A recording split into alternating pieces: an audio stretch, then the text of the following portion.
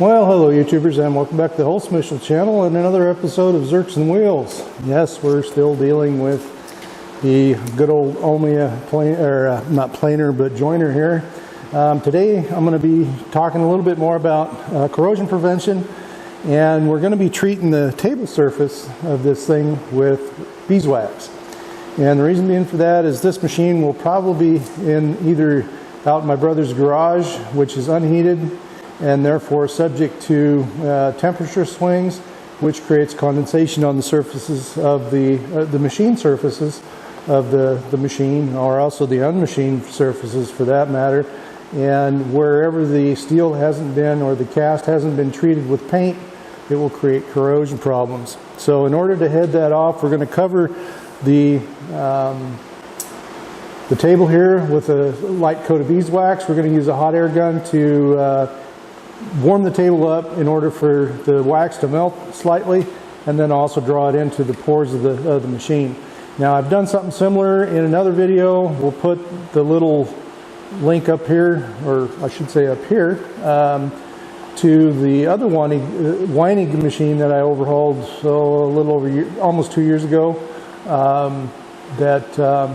where I reground the surfaces of the table and then treated them with the wax in order to facilitate an internal lubrication mechanism for the wood that glides over it.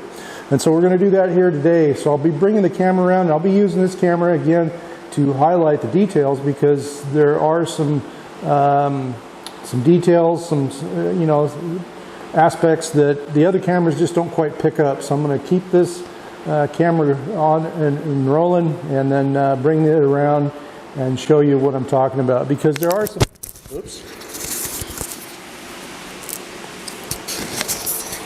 that wasn't supposed to happen, but so anyway, there are some issues here with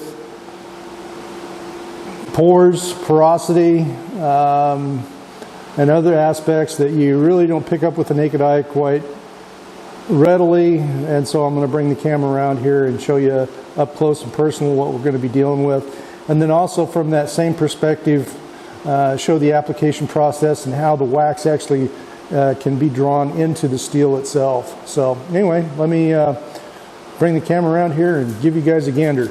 So as you can see, there is a little there's already an issue with staining, and some of this goes back to the rust remover that was applied. In order to get this completely gone, I'd have to apply a liberal coat of the rust removal agent. In this case, it was this Rostio. It's this product here that I used. It worked reasonably well. I'm not sure how good it stacks up to Evapor Rust, but it seems to work. So it's what's readily available on the market here in Europe, so I'm just going to go ahead and use that. I'd like to go with the Evapor Rust, but unfortunately it's just not available here. So anyway, as you can see, there's different discolorations. This is where the brush lay for a little while that I used. I used a bristled brush in order to scrub and break through some of the patina surface here on the other parts of the table. This was all covered in rust initially. Here's a picture.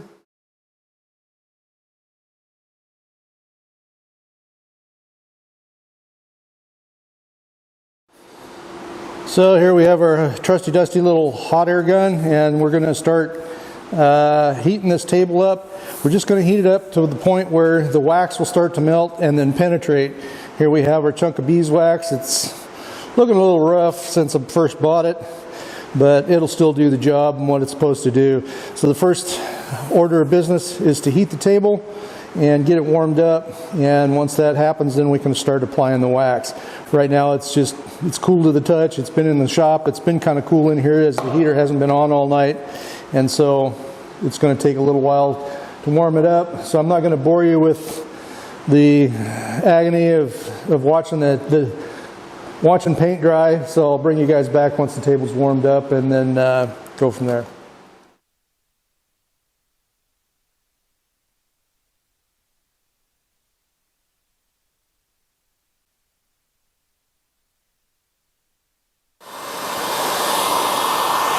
So as you can see, we're getting started here, applying some of the wax. Now this is beeswax. You don't want to get it too hot. Now you don't want to shock the table by using something like an acetylene torch or a propane torch, a hot air gun, or even a blow dryer out of the bathroom works just fine, because you're just trying to heat this up slow and just get it up to a temperature where the wax will start to melt, and then you can distribute it. And as you can see, it just flows nice and even, and then you can just rub it in with your fingers. That's why you don't want to get it too hot to the touch, just enough to melt the wax, and then you know, apply it liberally.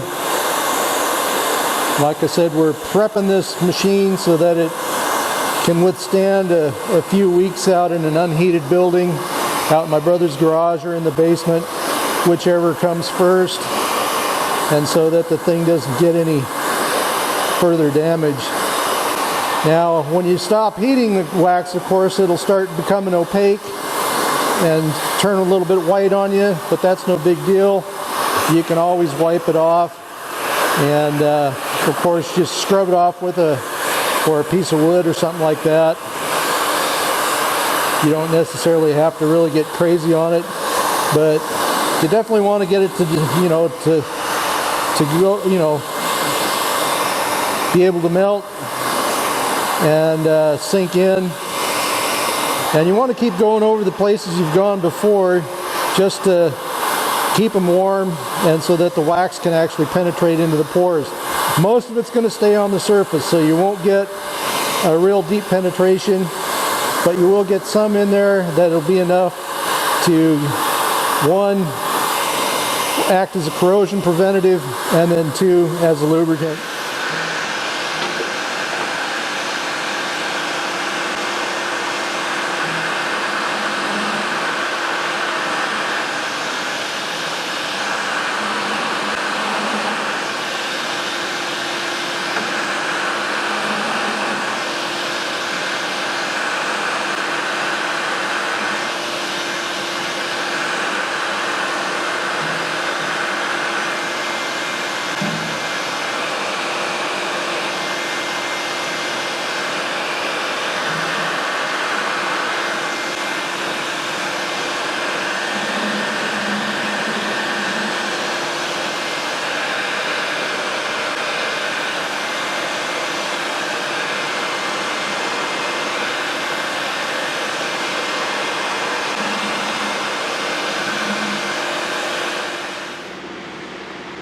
So here's the table after application. You can see kind of the boogers here where the wax was excessive and balled up and rolled off.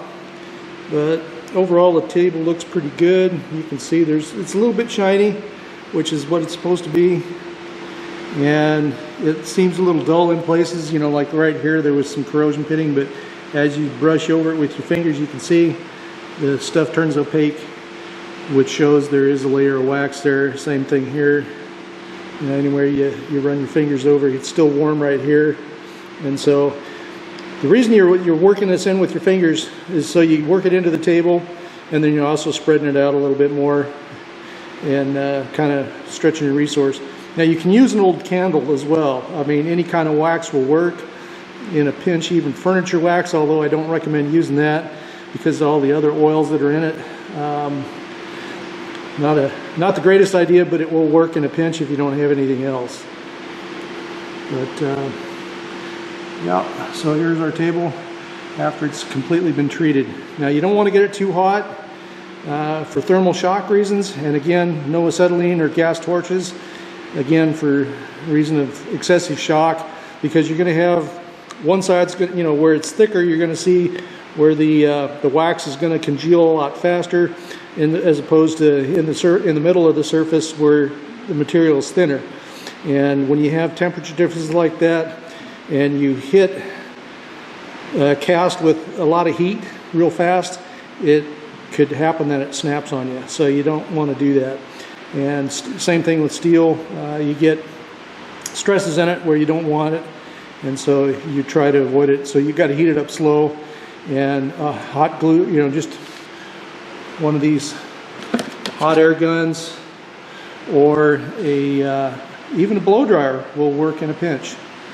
So anyway, there it is. Well, YouTubers, that's a wrap for this episode of corrosion prevention in woodworking machinery. Now, some of the camera angles didn't quite pick it up, but here's close-up of the table.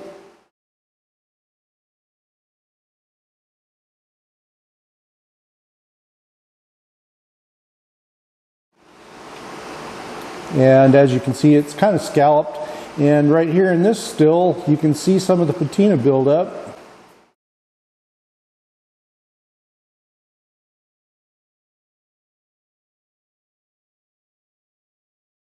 Now this is just solidified oxidation slash dust slash, whatever is in the atmosphere at the time, that settles on the machine and then solidifies.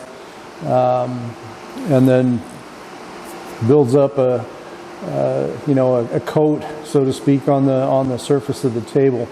And wherever the wood passes over, you'll see that the ridges get shiny or stay shiny, and then the deeper valleys, they have a tendency to stay darker or remain darker and wear a little bit longer. Now, in machines that have been used a lot, you'll see where those ridges on the table have worn away, and you'll see where the wood has passed over the table more often and worn into the table. So so you see a larger shiny spot is a streak along the fence line that is highlighted on the table. There's really not much you can do about it other than just go back and have the table reground. A lot of these tables, especially the cast iron ones, they're planed. In other words, they use a scalloping bit, so kind of a scalloping bit. It's kind of half round to plane these tables, and then so you get that scalloped look. And usually, the direction of the cut is the direction that the wood is going to flow over. So you don't want a Humpty Bumpty table as your wood passes over it. You want a nice smooth cut. And so, generally speaking, now I've seen it in some machines where it's gone the other way, and you get a bumpy cut. But overall, the long scalloped run is the way the wood should pass over it. Now, as I mentioned in other parts, you can use just about any kind of wax that you have. You can also use diesel. You can use kerosene as a lubricant. Like I said, this is a measure that's going to stave off any flash rust for any longer extended period of time. Who knows when this machine is going to be back in service exactly. My brother's shop isn't quite up to speed, so it could be, anywhere from 2 weeks to 2 months to 2 years. It just depends on how soon he gets his stuff caught up, his projects at home caught up, and can get this thing put into service. So we're going, we prepped it for the worst case scenario to where this machine might sit a little bit longer and be exposed to some temperature extremes where condensation will form on the surface of the table and then create some flash rust. Oops. Again, that's not supposed to happen. This stupid thing is a pain in the ass. So you can also use an old candle to do this. If you don't have any other heat source other than, say, like one of these propane torches or butane torch, you don't want to have direct flame contact with the metal surface. You definitely want to chase out any residual moisture before you apply the wax, because when you're applying the wax cold to the table, chances are you're going to trap moisture in there and still have the corrosion issue. The reason I applied the wax on the latter half of the table before I heated it up is this part of it was already warm from blowing over across the table, and so most of the moisture was already out of it, and by the time I got over to it, it was pretty well dry. You know, you're going to get a little bit of moisture, condensation forming as soon as you hit it with heat, because the iron itself is cold. The moisture that's in it will be driven out, and then it sits up at the surface as condensation. So you want to be mindful of that when you're heating this stuff up, to not shock the cast iron and break it, and then also, you know, incorporate moisture into what you're doing. You want to definitely have it, you know, nice and dry. So that's the important thing to watching for on this kind of stuff. Now, chromed machine surfaces, you don't really need to apply a wax. This is mainly just a technique that I use for cast iron or cast steel, any kind of machine surfaces. Excuse me. Any kind of machine surface that hasn't been treated with chrome in order to make it more, you know, slick and allow the wood to glide over a little easier. Now, if you have a chromed surface, what you can do there's various agents that you can use to make your wood glide a little easier. I mentioned also that furniture wax, like Pledge, for example, will work in a pinch. Now, on a chrome surface, Pledge is actually the thing to use, or something similar to it, you know, some kind of a furniture polish where it will lay down a nice protective layer, but then also it'll create a nice smooth, slick layer on top of it, where it actually allows the wood, the workpiece, to glide over it a lot easier. If you use kerosene or diesel, it's just going to evaporate off or soak up into the wood. And if you're trying to establish, you know, a clean surface for gluing, not always optimal. So you're going to have to wind up, you know, sanding, you know, doing excessive sanding and so forth. So you don't really want to use that unless, of course, you have a pitch buildup on the table. Then you can use that to clean it off. But other than that, I don't really recommend using kerosene or diesel or WD-40 for that matter as a lubricant between your workpiece and the table. So I hope you were able to glean a little useful information out of this. If you have any thoughts, comments, critiques, and or suggestions, by all means, put them in the comment section below. A little bit of foot traffic is always duly appreciated. Of course, when it comes to questions, I do due diligence to get them answered as soon as I can and as accurately as I can. So if you're interested in supporting the channel in any meaningful way, by all means, let the ads play, and that helps me out tremendously. So with that, thanks for stopping by, thanks for watching, and we hope to see you all again soon in the next video. And by the way, there is one coming up on this for installing knives and setting the tables. So that's probably going to be next on this machine, so keep an eye out for it. It'll probably be coming in the next week or so. So with that, see you all later, and have a happy new year.